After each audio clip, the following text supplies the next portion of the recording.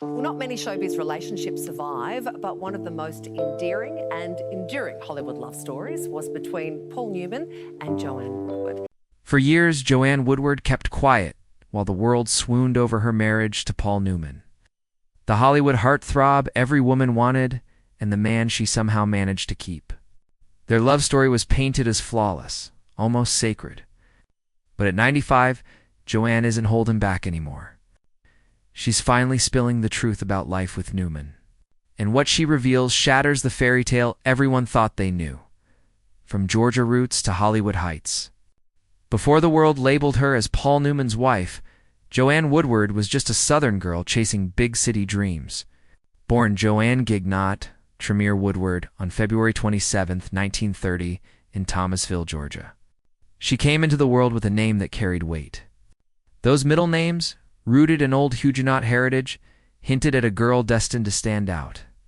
But it wasn't heritage alone that set her path. Her mother's obsession with the silver screen lit the spark. Ella Laner Woodward loved movies so much that she named her daughter after Hollywood royalty Joan Crawford, planting ambition right into her child's name. Joanne grew up with one brother, Wade Jr., in a restless spirit that never stayed in one town too long. Her childhood carried her from Thomasville to Blakely to Thomas, before the Woodwards finally landed in Marietta, Georgia. There, Joanne attended Marietta High School, where she first found her stage, one she would never really leave behind. She never forgot her roots either. Even after fame found her, she stayed loyal to her hometown, showing support for Marietta High in the city's Strand Theater. But her love affair with Hollywood didn't start in a classroom. It began one electric night in Atlanta. Jew rolled. Joanne found herself at the premiere of Gone with the Wind.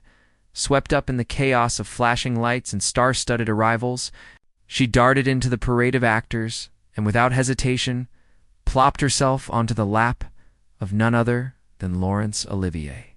At the time, he was the partner of Vivien Leigh, the movie's legendary leading lady. Most kids would have been yanked away by security, but Joanne, she made herself unforgettable. Decades later, when she worked with Olivier in a 1977 TV production of Come Back Little Sheba, she reminded him of that moment. He looked at her and confirmed he remembered the bold little girl who stole a seat on his lap. Joanne's teenage years took a sharp turn when her parents divorced, forcing yet another move, this time to Greenville, South Carolina. At Greenville High, she graduated with more than just a diploma. She left with experience from the Little Theater, where she proved she wasn't just a dreamer. She was a performer. Her passion carried her to Louisiana State University, where she majored in drama and joined the Chi Omega sorority, sharpening her craft before setting her sights on the only stage big enough for her ambitions: New York City. Once there, Joanne didn't waste time. She planted herself right where talent was made, studying at the Actors Studio and training under Sanford Meisner at the neighborhood playhouse. She wasn't just learning lines. She was carving herself into an actress who would one day leave her own stamp on Hollywood. She wasn't Paul Newman's wife yet. She wasn't the Oscar winner or the picture-perfect half of America's favorite couple. She was just Joanne, the Southern girl who once stormed a movie premiere, chased down her dreams, and refused to be ordinary. But ordinary was never in the cards for her. The restless fire that had carried her from Greenville to LSU to the streets of New York was only just beginning to blaze. The girl who had once watched stars from the outside was now stepping into their world, determined to make space for herself, stealing the stage and the screen. By the early 50s, Joanne Woodward was no longer the little girl crashing movie premieres. She was clawing her way into the industry for real. In 1952, she landed her very first television appearance on Robert Montgomery Presents in an episode called Penny. It wasn't shiny. It wasn't headline-making, but it was a start. Soon, she was hustling her way onto stages, auditioning nonstop until she scored a gig as an understudy for the William Drama Picnic in 1953 and 1954. And here's where fate walked in. Backstage, she crossed paths with Paul Newman. At the time, he was still married to his first wife, Jaqueline Witt. But the connection between him and Joanne was undeniable. The man who would become her great love entered her orbit right there behind the curtain of a Broadway play. Television became Joanne's testing ground. She was everywhere, popping up in shows like Tales of Tomorrow, Goodyear Playhouse, Danger, the Philco Goodyear Television Playhouse, the Ford Television Theater, and Omnibus. She wasn't a star yet, but she was laying down track, showing up again and again, until Hollywood couldn't ignore her. Her big screen debut came in 1955 with Count 3 and Prey, a post-Civil War Western where she played a tough orphan. The role put her on the map, and Fox signed her to a long-term contract. By 1956, she was headlining A Kiss Before Dying, starring opposite Robert Wagner as a wealthy heiress in a thriller that hinted at just how magnetic she could be on film. She even slipped back to Broadway with The Lovers. And while the show didn't last long, Joanne's hunger for stage and screen never dimmed. But then came 1957, and everything changed. Joanne Woodward stunned the world in The Three Faces of Eve, playing a woman with three personalities: a housewife, a seductive rebel, and a balanced young woman. She delivered a performance so layered and complex that critics couldn't believe they were watching the same actress in one film. The Academy couldn't either. Joanne walked away with the Oscar for Best Actress wearing a dress she had stitched together herself. No designer gown, no Hollywood styling, just Joanne, raw talent, and a needle and thread. It was the kind of underdog moment that etched her into history. From there, she became Fox's leading lady. Films like No Down Payment and The Sound and the Fury with Yul Brynner cemented her status. Sidney Lumet cast her alongside Marlon Brando and Anna Magnani in The Fugitive Kind. The film didn't light up the box office, but Joanne's collaborations with Paul Newman were stealing the spotlight. Together they starred in From the Terrace, which she later admitted she loved, mostly because she thought she looked like Lana Turner, and then Paris Blues, proving their chemistry was as potent on screen as it was off. In 1963, Joanne took a bold step into burlesque for The Stripper, working closely with Gypsy Rose Lee to perfect her moves. By the mid-60s, she was holding her own against giants like Sean Connery in A Fine Madness, and captivating audiences and a big hand for the little lady. But it was Rachel, produced and directed by Newman, that gave her one of her most heartfelt performances, playing a lonely school teacher searching for love. The role earned her another Oscar nomination, solidifying her as more than just Mrs. Newman. By the late 70s, Joanne's career stretched across every medium. She starred with Burt Reynolds in the end, appeared in the Emmy-winning See How She Runs, and reunited with Laurence Olivier in Comeback Little Sheba, reminding him once more of that night she had jumped into his lap as a child. In 1979, she directed an episode of Family, proving she wasn't just an actress. She had the chops to run the show too. The 80s kept her busy. She appeared in The Shadow Box, Crisis at Central High, returned to Broadway in Candida, 1981 and 1982, and starred alongside Newman again in Harry and Son. On TV, she shone in Do You Remember Love, 1985, which earned her another Emmy.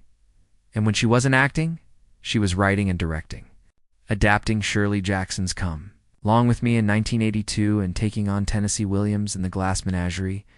Joanne wasn't just collecting roles. She was collecting accolades, multiple Emmys, an Oscar, and even recognition as a producer for Broadway's Dreamers, the legacy of the group theater. She managed to prove decade after decade that she wasn't defined by her husband, her marriage, or even the Hollywood machine. She carved out her own name. From television to stage to film, Joanne Woodward built a career on daring choices, raw performances, and an authenticity that made her stand out in a sea of Hollywood polish. She wasn't chasing glamour. She was chasing the work, and in doing so, she made herself unforgettable. But Joanne's story was never just about the work. It was also about the man who stood beside her for 50 years through the triumphs and the heartbreaks.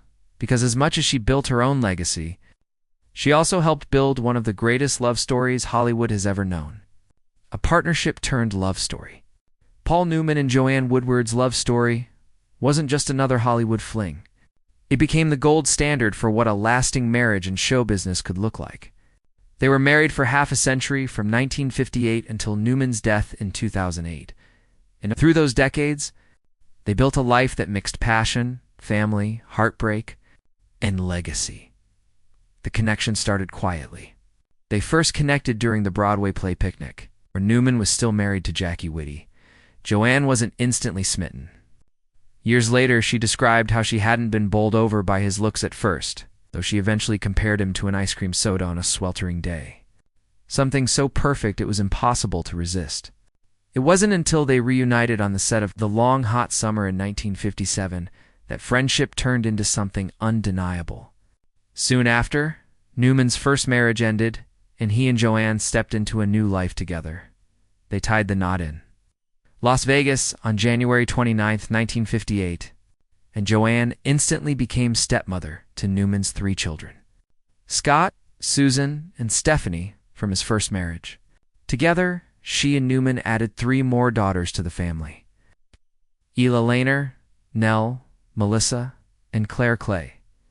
Their family life unfolded in Westport, Connecticut, far away from the chaos of Hollywood. Nell, their firstborn, arrived in April 1959. The same year, Newman landed a lead role in The Young Philadelphians. Nell would later dabble in acting using the name Nell Potitz, before eventually founding Newman's own Organics in 1993. In 1961, the couple welcomed Melissa, who was born the very same day their film, Paris Blues, premiered in the U.S., a fitting twist for a family who lived and breathed film. Melissa, too, briefly followed her parents into acting. Then came Claire Clea in 1965. The youngest, who grew up passionate about horses and later became a nationally ranked equestrian before dedicating herself to her father's charitable work. As their family grew, so did their professional bond. In 1963, they left their mark, literally at Grauman's Chinese Theater, pressing their hands and feet into the cement and signing his and hers beside their prints. Joanne had already made history as one of the original honors on the Hollywood Walk of Fame in 1958. Years before Newman got his star in 1994, their marriage wasn't just built on fame or beauty. It had humor at its core. Joanne once explained that while Newman was undeniably attractive, what mattered most was his ability to make her laugh, and that was what sustained them. Newman himself put it in blunt terms when asked about fidelity, remarking that he had steak at home, so there was no reason to go out for a hamburger. Their careers often intertwined. Rachel in 1968 was one of their greatest collaborations. Joanne starred while Newman directed. That year, both husband and wife earned Academy Award nominations, one of the rare times a couple had been recognized together in that way. Their daughter Nell even appeared in the movie, playing a younger version of her mother's character. Joanne's performance in the effective gamma rays on Man in the Moon Marolds in 1972, directed by Newman and featuring Nell again, brought her a Golden Globe nomination and the Best Actress award at Cannes. But their story also carried tragedy. In 1978, Newman's eldest son Scott died at just 28 from an accidental overdose of drugs and alcohol. Newman later confessed that he had convinced himself Scott's behavior was only reckless youth and admitted to dropping to his knees more than once to beg his son's forgiveness. In Scott's honor, Newman established the Scott Newman Center, dedicated to drug abuse education. The loss marked the family deeply, but Newman and Joanne poured themselves even more into philanthropy. In 1988, they founded the Hole in the Wall Gang Camp in Ashford, Connecticut, a haven where children with serious illnesses could experience joy and friendship at no cost. It became one of Newman's greatest passions. With celebrities rallying to support the cause, Newman once explained that acting hadn't stripped him of his duty as a citizen. He still had a responsibility to give back. Even as their film work slowed, their presence together never faded. Their final on-screen collaboration came in 2005 with the HBO miniseries Empire Falls. Both were nominated for Emmy, Golden Globe, and SAG Awards, and Newman swept the categories. It was a fitting final act for a couple who had spent decades elevating each other's work. Behind closed doors, their love remained steady. In 2008, they quietly celebrated their 50th wedding anniversary, a milestone few Hollywood couples ever reach. Joanne once reflected that beauty fades, and doesn't last forever. But having a partner who could make her laugh every single day was the greatest gift. That same year, Paul Newman lost his battle with lung cancer. He died on September 26, 2008 at his farmhouse in Westport, surrounded by family and friends. He was 83. For 50 years, Newman and Woodward defied the Hollywood odds. Their marriage was built on humor, loyalty, and an unshakable partnership. They were lovers, collaborators, and philanthropists. Above all, they were proof that even in a world built on illusion, a real love story could endure. The many tragedies of Joanne Woodward's life. Joanne Woodward turned 95 in February, one of the last great stars from Hollywood's golden age. She spent her birthday far from the cameras, quietly tucked away in Connecticut. Once the industry's darling and Oscar winner Paul Newman's wife, the woman who seemed to have it all, Joanne has been out of the spotlight for over a decade. Her last film role was in Philadelphia in 1993. Her last TV appearance was in 2005 when she acted alongside Paul in Empire Falls, and her last public appearance 2013. Since then, silence. After Paul's death in 2008, Joanne stepped back completely. The couple's lavish Manhattan penthouse, it's the one that hosted endless parties with celebrity friends, went up for sale in December 2024 for nearly $10 million. The glamour is gone. Today, Joanne lives in the family's old 19th century home in Westport, Connecticut, the house she and Paul bought to raise their daughters away from the chaos of California. It's where they built a real life. It's also where Paul died and where Joanne now spends her final chapter. But behind this quiet retreat lies the weight of a devastating truth. In 2007, just days before Paul learned he had terminal cancer, Joanne was diagnosed with Alzheimer's at 77. She retreated from public life almost overnight. Her daughters became her anchors. Westport became her refuge. And the Hollywood star, everyone thought, had everything slowly faded from view. When Ethan Hawke worked on The Last Movie Stars, a 6-part documentary about Joanne and Paul, he revealed why the family wanted it made urgently. The point was to release it while Joanne was still alive, while she could still glimpse it even 15 years into Alzheimer's. The documentary wasn't just about Paul and Joanne's legend. It was about giving her something back before time took it all away. From the outside, Joanne Woodward's story looks like a dream. Fame, awards, beauty, and the love of one of Hollywood's most coveted men. But behind the sparkle, her life has been marked by heartbreak, loss, and battles most fans never knew about. And that's where the illusion cracks. At 95, Joanne Woodward finally breaks silence on Paul Newman. For decades, Joanne Woodward kept her silence. While the world worshipped at the altar of her marriage to Paul Newman, Hollywood's blue-eyed god, she sat quietly, smiling, gracious, and unshakable. Theirs was branded the love story of the century, a golden couple, immune to scandal, heartbreak, or fracture. But now at 95, Joanne isn't entertaining the fairy tale anymore. What has begun to seep out from those closest to her, and from Paul himself through his posthumous memoir, is a portrait of a marriage far messier than the legend allowed. And it's a story that proves even Hollywood royalty couldn't escape the sting of betrayal, temptation, grief, and regret. When Joanne Woodward and Paul Newman first locked eyes in 1953, both were working as understudies on the Broadway play Picnic. Paul was already married, tied down with 3 children, but his attraction to Joanne was instant and mutual. The connection was magnetic, so strong it ignited an affair that would unravel his first marriage and years later set the foundation for a union. Hailed as one of Hollywood's most enduring by 1958, Newman had divorced his first wife, Jackie Whitty, and married Joanne in Las Vegas. They would go on to spend 5 decades together, raise 3 daughters, make 16 films as a pair, and weather storms the public rarely glimpsed. To the outside world, they were untouchable, devoted, passionate, and perfectly balanced. But inside the family home, the reality was never that simple. Their daughter Melissa once described the marriage as complicated. pointing out that people clung to a fairy tale version of her parents that simply wasn't real. Life at home wasn't all sweetness and light.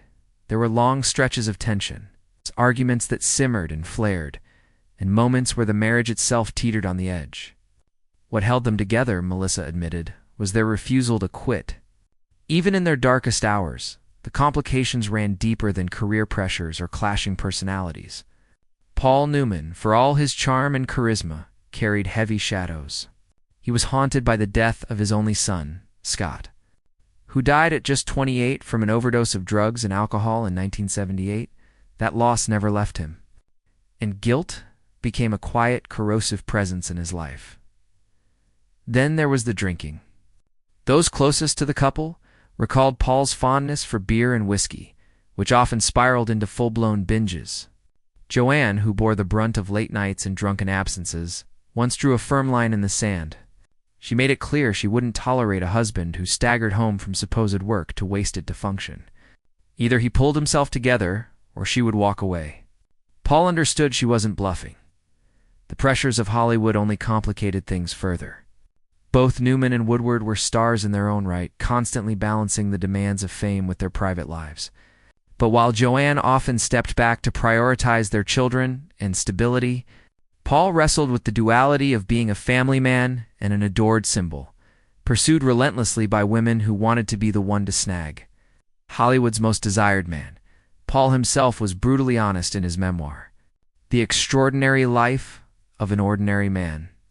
In it, he didn't gloss over his flaws, nor did he protect his reputation.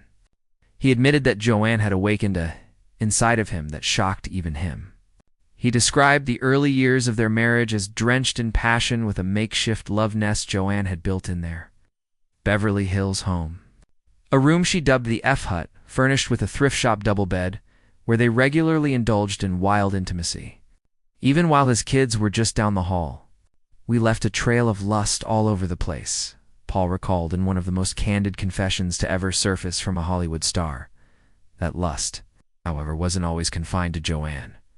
Enter Nancy Bacon, a cocktail waitress turned Hollywood socialite known in town by the nickname Bacon and Legs.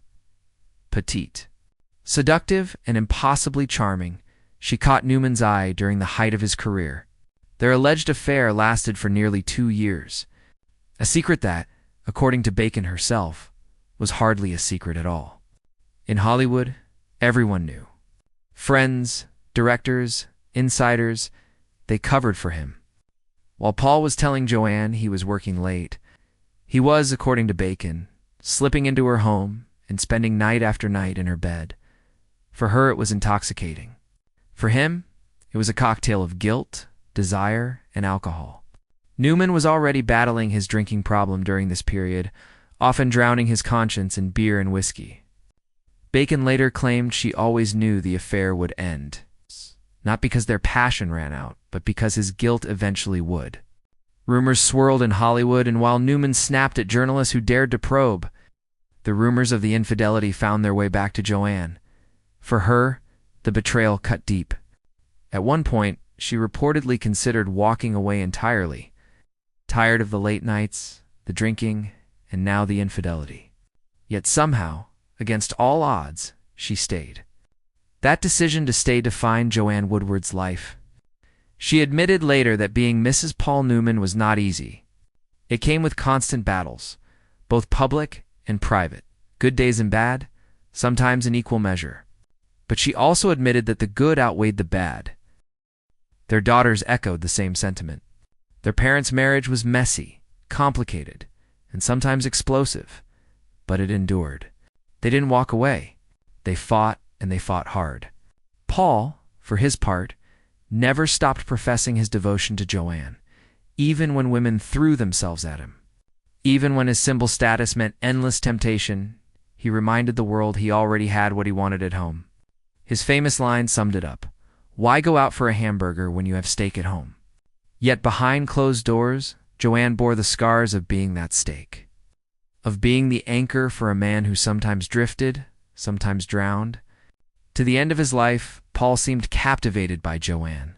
Friends described how his face lit up the moment she walked into a room, and how her presence had the power to shift his mood entirely. They fought, yes. But they also loved each other with an intensity that neither could replicate elsewhere.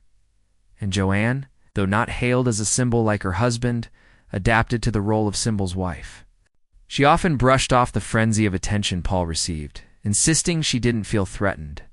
But those closest to her knew that the cracks were real.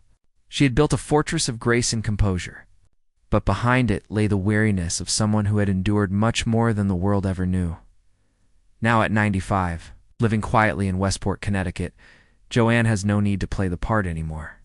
The Manhattan penthouse she and Paul once used as their celebrity playground has been sold. Her last public appearance was more than a decade ago. Alzheimer's has dimmed the sharp wit and brilliance that once made her a force in Hollywood. But through family, through Paul's memoir, and through documentaries like Ethan Hawke's The Last Movie Stars, Joanne's truth is finally being revealed. The fairy tale is over, replaced by something more human, more painful, but also more powerful. Her daughters describe a mother who was always the rock, even when she nearly reached her breaking point. A wife who set boundaries, demanded respect, and refused to be swallowed by her husband's demons. A woman who chose to stay not because the marriage was flawless, but because she was willing to fight for it, even when it nearly broke her. Paul, in his own words, admitted his flaws, his betrayals and his weaknesses. Yet he also admitted his awe of Joanne, the woman who not only made him a husband, but in his words, gave birth to a creature. The myth of their perfect marriage may have shattered, but what emerges in its place is something raw, truer. A story of survival, endurance, heartbreak, and yes, love. As Joanne reaches 95, her legacy is no longer tied solely to Paul's. She is more than the woman who stood beside Hollywood's golden boy. She is a survivor of love's brutal contradictions. A woman who endured an affair, a husband's drinking, the unbearable loss of a stepson, and the exhaustion of carrying a complicated marriage on her shoulders. The tragedy of Joanne Woodward's life is that the world never saw her in full while Paul was alive. She was the quiet half of a myth, the one who absorbed the blows so the fairy tale could shine. But now, as the truth unfurls, her silence speaks louder than any script ever could. At 95, Joanne Woodward is no longer the flawless wife in a golden marriage. She is something far more remarkable. The woman who lived it all, endured it all, and finally let the truth slip through the cracks. What are your thoughts on Woodward and Newman's relationship? Share your thoughts with us in the comments below. Don't forget to like, share, and subscribe. Also, click on the next video shown on your screen.